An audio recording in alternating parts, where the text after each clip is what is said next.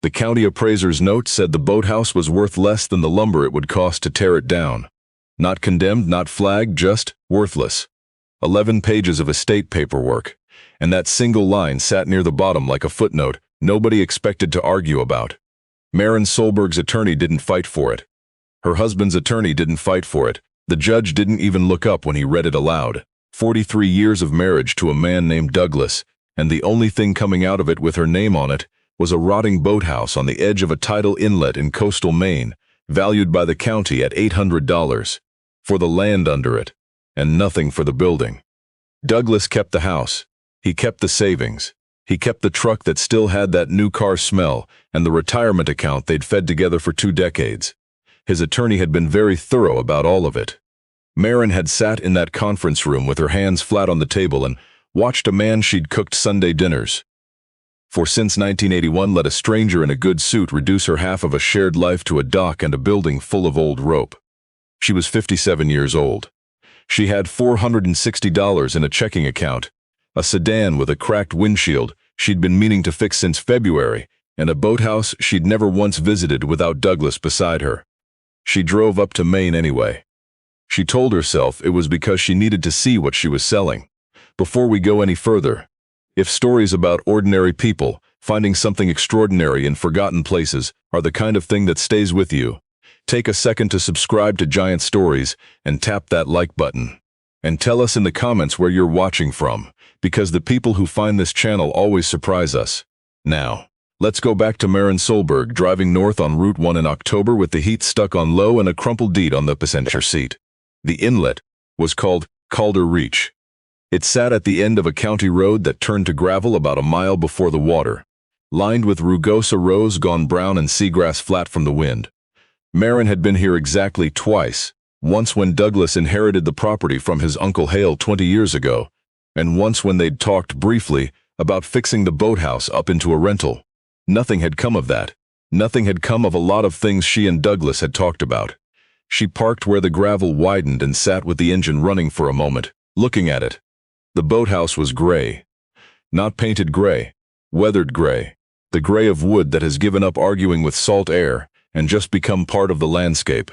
It sat on a stone foundation at the water's edge, half over the inlet on pilings that looked like they'd been there since the previous century, which they probably had.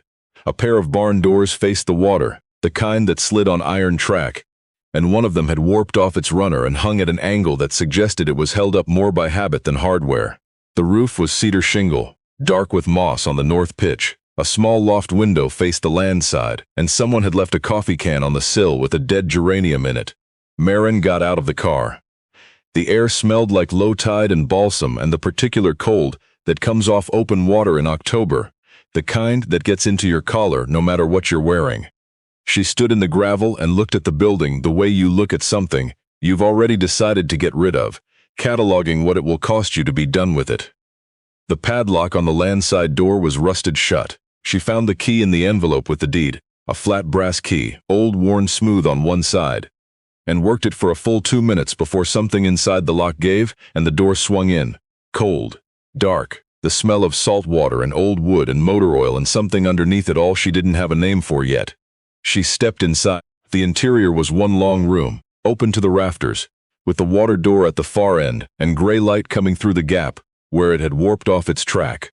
A workbench ran the length of one wall, thick planked, with a vise at one end, and a row of eggboard above it where tools hung in outlines someone had traced in black marker, so you'd always know what was missing. A chain hoist hung from a ceiling beam over the center of the slip, a channel of dark water that ran straight in from the inlet through the open water doors, where a boat could be stored and worked on year-round. The slip was empty, had been empty for years, by the look of the water line on the pilings. On a shelf above the workbench, between a jar of brass screws and a coil of braided line, sat a model of a lobster boat, half finished, the hull planked and faired but the deck still raw, waiting for a hand that clearly wasn't coming back. Maren crossed the room to look at it. The work on it was extraordinary, the planks laid in perfect parallel, the frames visible through the open bow, where the builder had left them that way deliberately, like a lesson in how a thing holds together. She turned it over in her hands. The keels was signed in pencil on the inside of the hull, small and careful. H. Calder Solberg, 1987. Hale. Douglas's uncle, the man who'd built this place, or inherited it, or both, dead now 12 years. A man Maren had met exactly once at a family reunion in Vermont, and remembered mainly as someone who listened more than he talked. She set the model back on the shelf and stood there in the cold of the building and did the arithmetic the way she'd been doing it since the conference room. $800 for the land, nothing for the building. Maybe $2,000–3,000 if she could find a buyer for the tools, another $1,000 if a contractor would take the lumber when they tore it down. $5,000, maybe, if everything went right. Which it hadn't been doing lately. If you're still with us, and we hope you are, stay here, because what Maren found when she stopped doing arithmetic is the thing that changes everything about this story. Subscribe now if you haven't, because it matters that you don't miss what comes next. She meant to leave. She'd told herself she'd spend an hour, take some photos on her phone, call the realtor Douglas's attorney had mentioned, and drive back south before dark. Instead, without quite deciding to, she swept the workbench clear of sawdust with the side of her hand and sat on it, and looked at the building around her. There was a wood stove in the corner she hadn't noticed, small, box-shaped cast iron sitting on a hearth of flat beach stone. Beside it, a neat stack of split hardwood.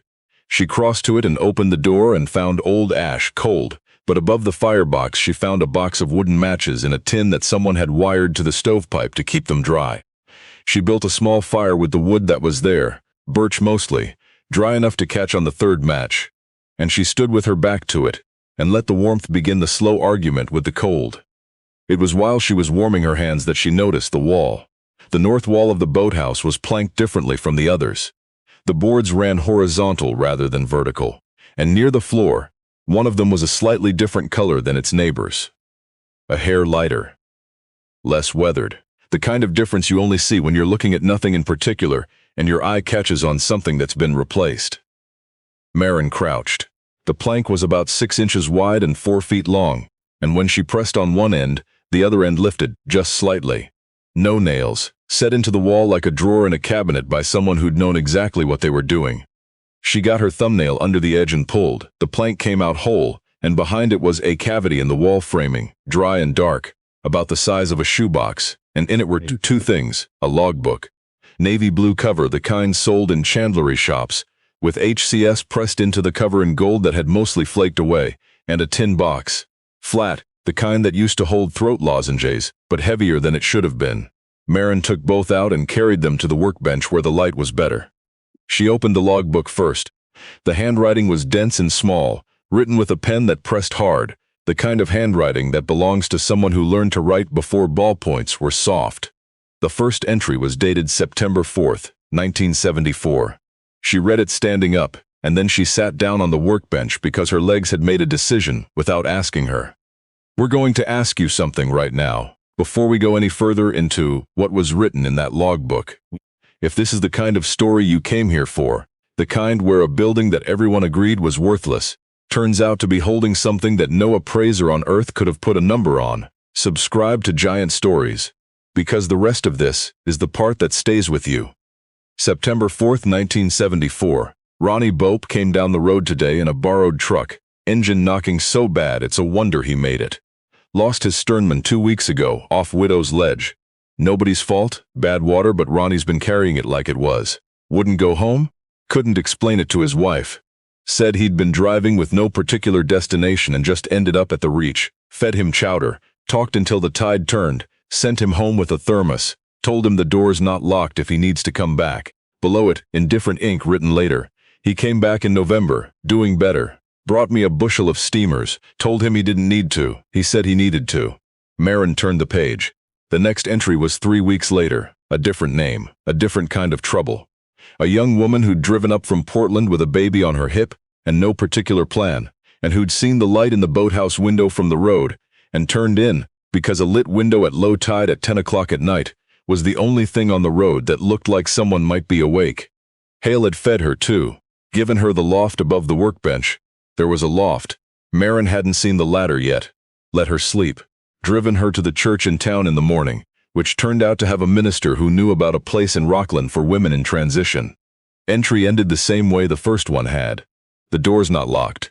Page after page. 20 years of pages.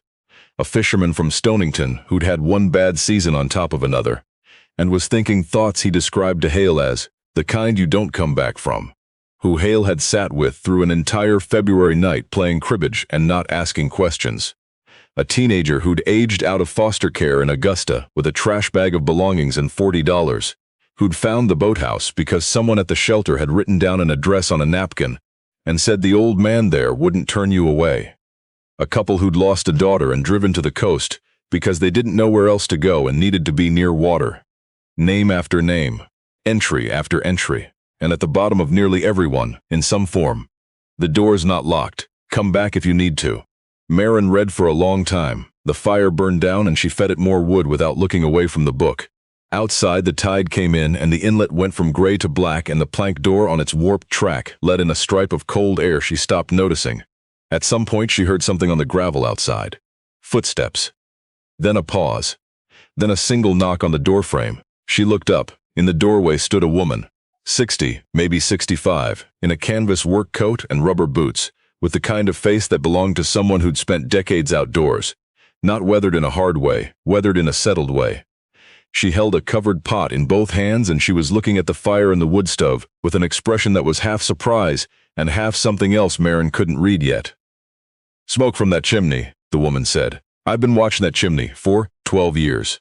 Her name was Nettie Arnoux. She'd had a lobster operation out of Calder Reach for 30 years, kept her traps in a shed 200 yards down the shore road, and had known Maren Solberg since she was 17 years old. She set the pot on the wood stove without being invited. Fish chowder, still warm from her kitchen, and she sat on an overturned crate and looked at the logbook in Maren's hands the way you look at something you've heard about but never seen. "He told me about that book," Nettie said. Said he'd started keeping it in '74, after a bad winter. Said it was his way of keeping track of what mattered. "Did you know what he was doing?" Maren asked. "All those years." Nettie looked at the wood stove. "Some of it.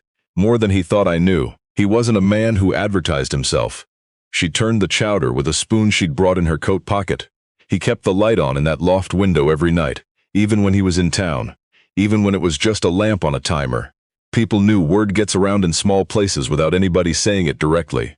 She looked up. "You're Douglas's wife, ex-wife," Maren said. "As of 3 weeks ago." Nettie absorbed this without comment. "You come to sell it?" "I came to see it. I haven't decided yet." The older woman nodded slowly, the way someone nods when they think they already know how something is going to end. "Well," she said, "you'd better eat something while you're deciding." They ate the chowder at the workbench with the logbook between them, and Nettie told her things about Maren Solberg that Douglas had never mentioned, or maybe hadn't known. The winters he'd spent as a volunteer at the crisis line in Rockland, driving 2 hours each way. The boat he'd rebuilt for a fisherman who couldn't afford the yard fees and paid him back in labor over 3 seasons. The way the Reach filled up in summer with people who'd been told about him by people who'd been told about him, a quiet geography of word of mouth that no one had ever written down except Hale himself. In a navy blue logbook, in a hidden space in the north wall. "Why did Douglas never talk about any of this?" Maren said. Nettie set down her spoon. "I think Hale kept it separate. What he did here and what he was to the family. Those were 2 different rooms, and he didn't leave the door between them open." She paused. "Douglas is the kind of man who values what he can account for. Hale knew that, so he didn't try to explain this to Douglas. He just did it." Maren looked at the half-finished model on the shelf. The hull waiting for a deck that would never come. "He left this place to Douglas," she said. "Not to whoever was using it. He left it to whoever Douglas would leave it to," Nettie said quietly. "I think he expected Douglas to let it go to someone eventually. He just didn't specify who." She looked at Maren. "He might have been hoping Douglas would let it go to someone who'd understand it." Maren didn't answer that. She opened the tin box instead. It was full of folded papers. Letters, most of them, written on whatever was at hand, notepad pages, the backs of grocery receipts, one on a piece of brown paper bag, all of them addressed in different handwritings to something like the man at Calder Reach or Hale or simply the Boathouse. She read them slowly, one at a time, while the fire ticked and Nettie refilled her bowl without asking. A fisherman who'd lost his father and his boat in the same month, and driven to the Reach not knowing what he was looking for. A woman named only by her initials, who wrote that she'd been standing at the end of the dock in December of 2003. When the loft light came on, and that she'd taken it as a sign to go knock on the door, and that she had 2 granddaughters now who didn't know how close they'd come to not existing. A young man whose handwriting was painstaking and careful, barely a page that said, "You didn't ask me to explain myself. I didn't know that was allowed. Thank you." 44 letters. She counted them twice, and then near the bottom, a sealed envelope with her husband's name on it, Douglas Raymond Solberg. In Hale's handwriting, she set it aside without opening it. It wasn't hers. The next afternoon, after a night in the loft on a folding cot she found rolled up against the wall, she'd told herself she'd drive to the motel in Rockport, and then she hadn't. Maren drove into the town at the end of the county road. Whiting's Harbor. One main street, a fuel dock, a lunch counter, a hardware, and a building that used to be a savings and loan and now served as the town hall and the post office simultaneously. She went into the lunch counter because she needed coffee, and because the alternative was sitting in the car. The woman behind the counter looked at her over the register for a long moment. "You came out of Calder Reach," she said. It wasn't a question. Smoke from a chimney that had been cold for 12 years traveled fast in a small harbor town. "Maren Solberg," Maren said. "I inherited the Boathouse." The woman's face did something complicated.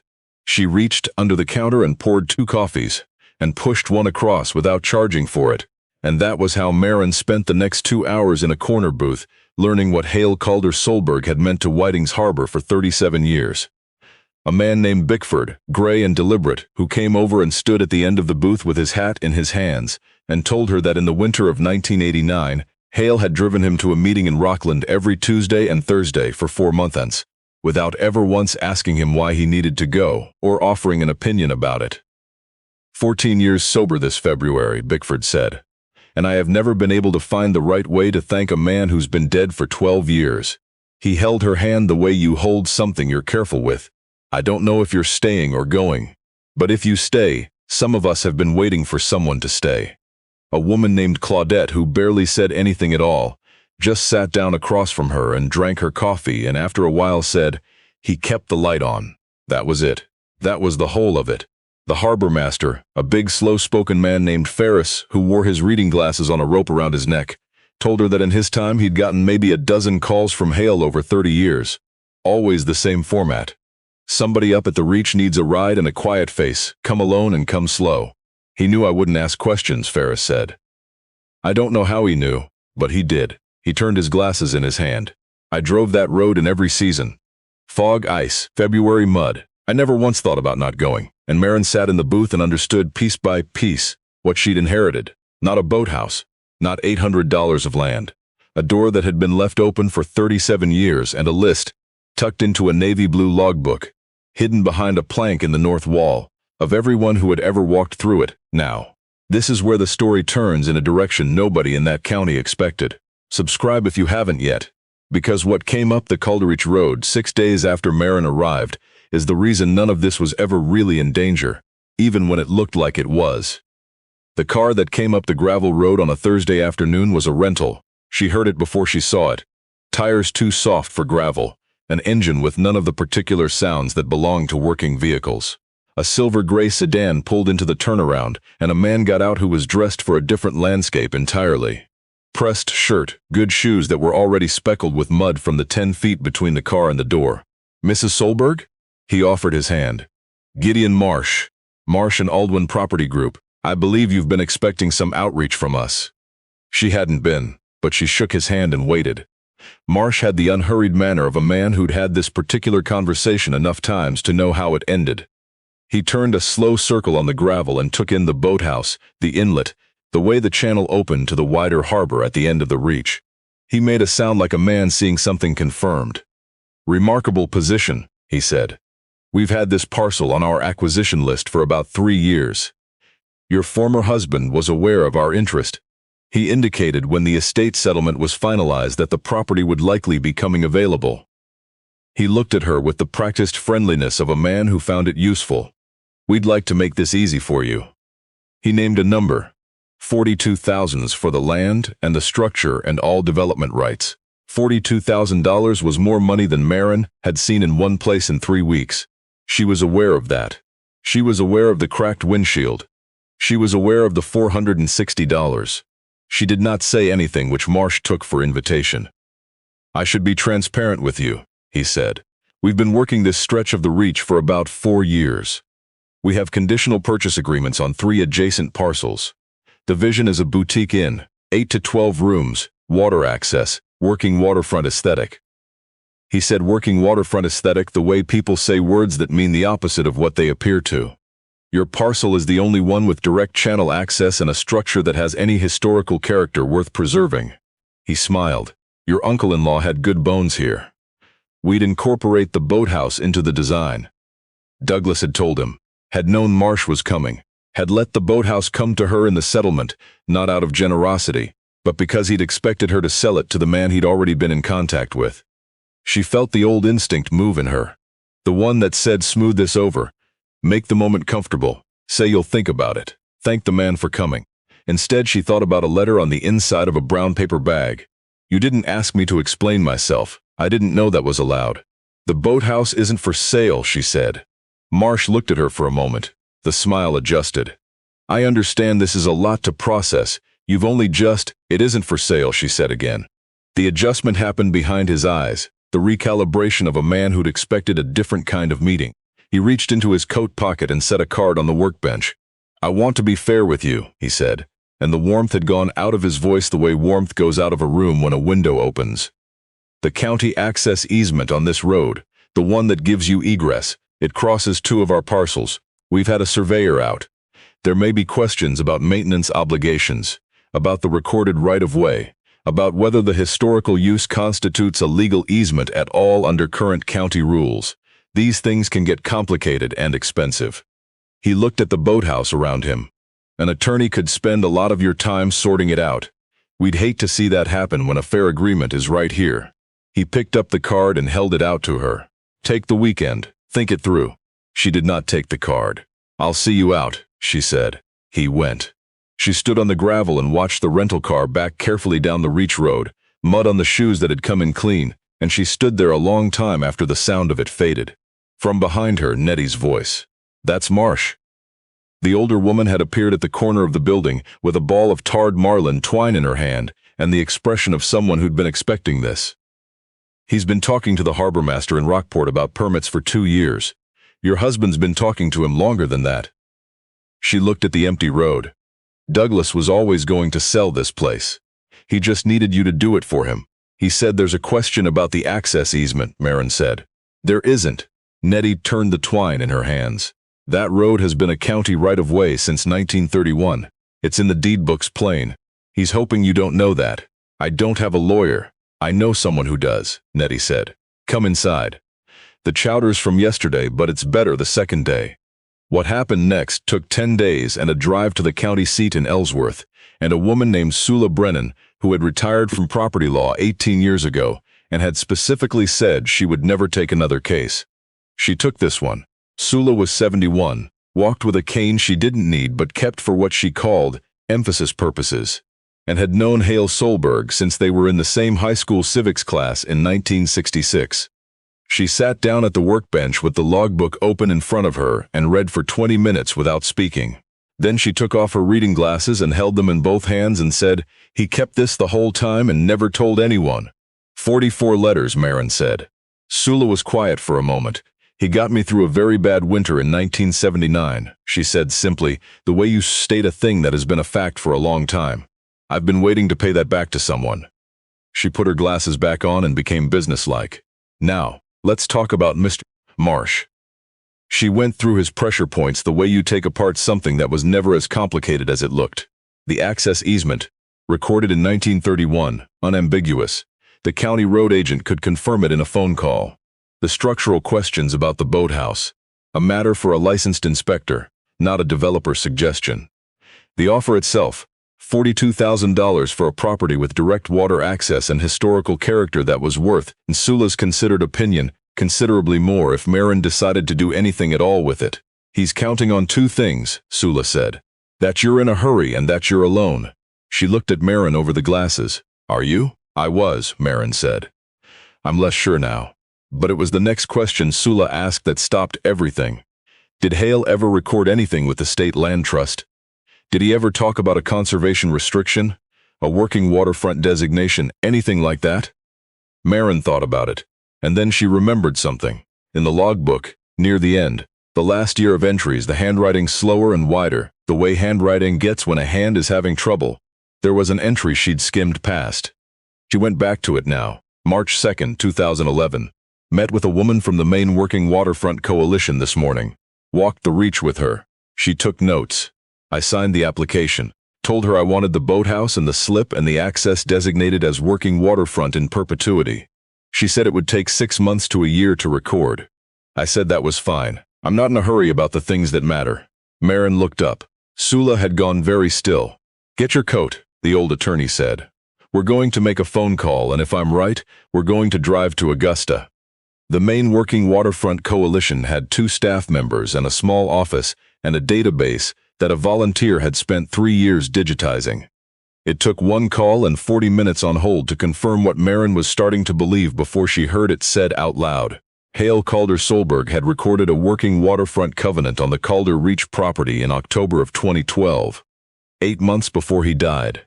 The covenant ran with the land. It designated the slip, the water access, the boathouse structure, and the right-of-way as permanently protected working waterfront, not buildable, not convertible to commercial lodging, not subdivisible in any way that severed the water access from a working use. Gideon Marsh's boutique inn could not be built on Maren's parcel, not now, not ever. Any title search would have found it. Any competent real estate attorney, working for a serious buyer, would have found it in an afternoon. Marsh had found it. He'd come up the Reach Road not to buy buildable land but to buy Maren's ignorance, to get the deed in his company's name before she understood what she had, and then to approach the coalition about amending the covenant. Small organizations with stretched budgets. It happened. He was counting on you not knowing what you owned, Sula said. In the coalition's parking lot, the cold Atlantic wind coming hard off the river. And he was counting on the coalition needing the money. Does the coalition need the money? Maren asked. They always need the money, Sula said. But they won't take his. She looked at Maren steadily. You want to know why? Because the woman who runs the coalition's board of trustees has been running it for 9 years. She got through a very bad December in 2004 because a man at Calder Reach kept his light on and his door unlocked. She paused. Her name is in your logbook. The sealed envelope addressed to Douglas had been sitting on Maren's workbench for 11 days when she finally called him. Not to fight. There'd been enough conference rooms. She called because she wanted him to have what Hale had left him. And because somewhere in 11 days at Calder Reach, she'd stopped needing him to explain himself, which was the first time she'd felt anything close to free in longer than she could name. He came up on a Tuesday, alone, in the good truck. He stood in the boathouse with his hands in his pockets and looked at the logbook and the tin of letters and the half-finished model on the shelf, and he was quiet for a long time. I didn't know, he said finally. I know you didn't, she said. He could have told me. He could have, he didn't. She handed him the envelope. He left this for you. She went outside and walked down to the end of the dock and stood over the water while the tide moved in under the boards. She didn't know what the letter said. She never asked. That was the thing about a locked room. The kindest thing you could do was leave it to the person it belonged to. Douglas came out after a while and stood at the other end of the dock and looked at the Reach. You're not going to sell it, he said. It wasn't an accusation. No, he nodded slowly. He looked at the boathouse, the loft window, the door hung open on its warped track. Marsh called me, said the deal fell through. The covenant fell through his deal, she said. Hale put a working waterfront restriction on the property in 2012. Douglas was quiet for a long time. He never told me.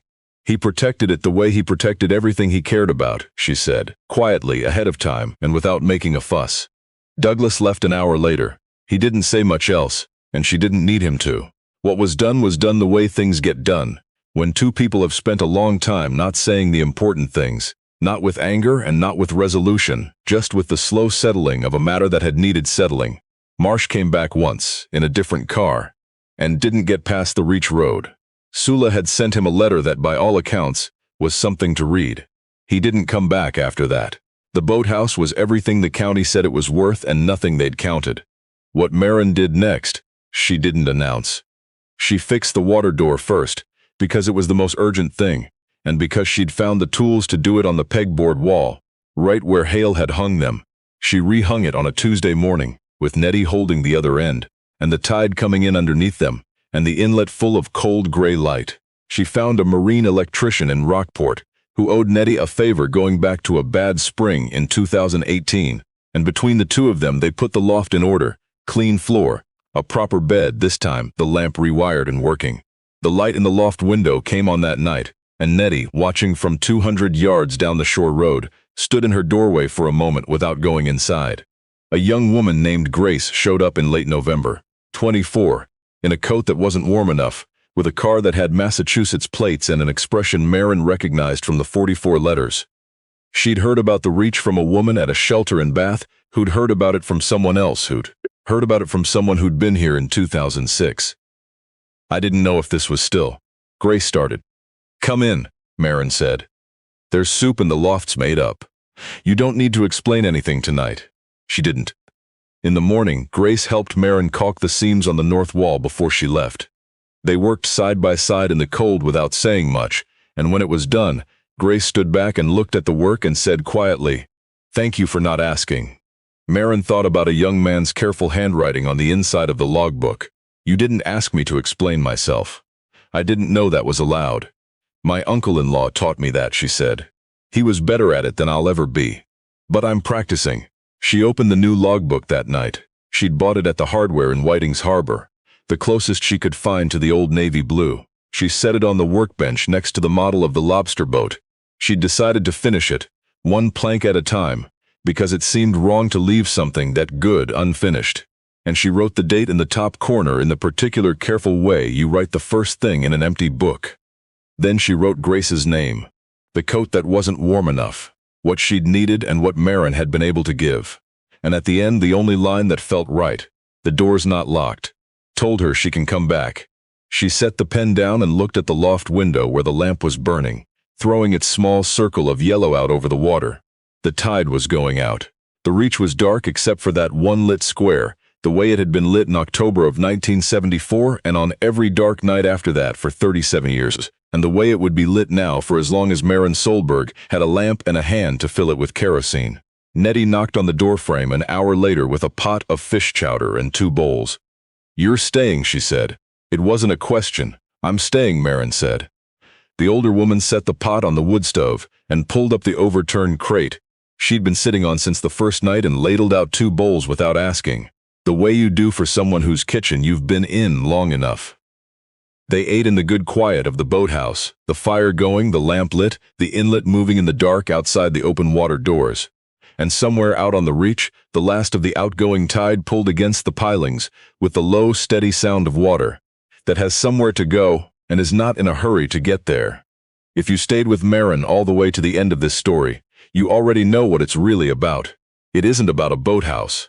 It isn't about a divorce settlement or a developer with a folder of architectural renderings or even a conservation covenant recorded quietly in 2012 by a man who did the most important things in his life without telling anyone.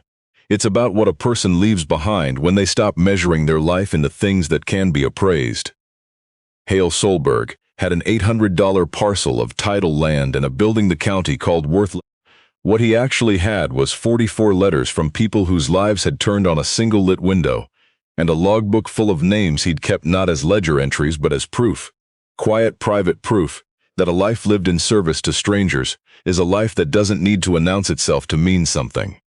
Royce Marsh came up that road with $42,000 and a folder of boutique inn renderings and lost to a man who'd been dead for 12 years because he never understood the one thing that mattered. The most durable things a person can build are not made of lumber or money. They are made of trust. They are built one cold night at a time, one bowl of chowder, one question not asked, one door left open when every instinct in the world would have said to lock it. Maren Solberg arrived at Calder Reach with $460 and a plan to sell, and she left. She didn't leave. That's the whole of it. She stayed. She finished the hull of a model that had been waiting 9 years for someone to care enough. She learned to read the tides the way Hale had, which is to say she learned to read them as information, not inconvenience. She took on a part-time shift at the hardware in town to keep the lights on, and spent the rest of her hours doing the only work that mattered, which was keeping the work of the Reach going, one name at a time in a new logbook that slanted toward blue the same shade as the old one. She lit the lamp every night before anything else. Before dinner, before the radio, before she climbed to the loft. She filled it and trimmed the wick and set it in the window where it had sat since 1974, and she let it burn through the night for whoever might be on the Reach road in the dark, not knowing what they were looking for, driving toward the only lit window on the water. The door was not locked. It had not been locked in a very long time, and Maren Solberg, who had arrived in October with a cracked windshield and nothing particular to go back to, sat in the boathouse that the county had valued at nothing and understood at last that she had not come here to sell something. She had come here to learn what was worth keeping.